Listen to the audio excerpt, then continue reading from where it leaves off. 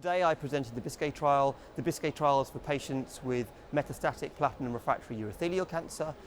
The trial has a complex design. It's innovative, but it has biomarker-driven, investigating immune combinations with targeted therapies using a personalised approach. So essentially what we did is we did foundation 1, and if you had an FGF inhibitor, you got FGF plus durvalumab.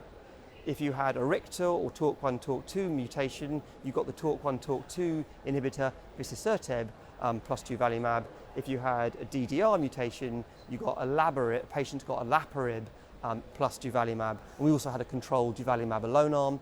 We were looking for response rates in the region of 50%, which I know are ambitious, but if we're using a personalised approach with combination therapy, we really are hoping to show big differences, and that was the goal.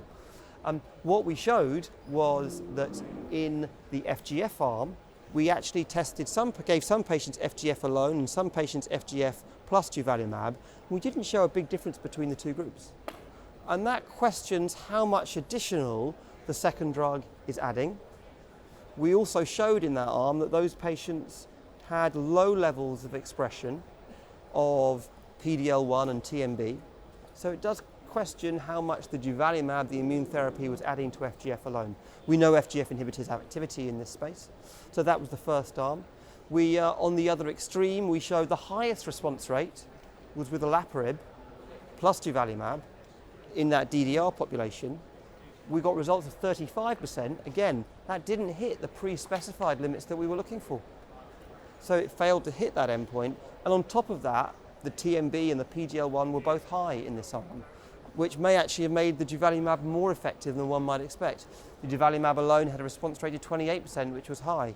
And so you can see from that the PARP arm, the olaparib plus durvalumab at 35%, 28%, in the same ballpark as one another, and certainly not knocking it out of the park, which, as I said, was what we were looking for in this trial, because we were only enrolling about 20 patients in each arm.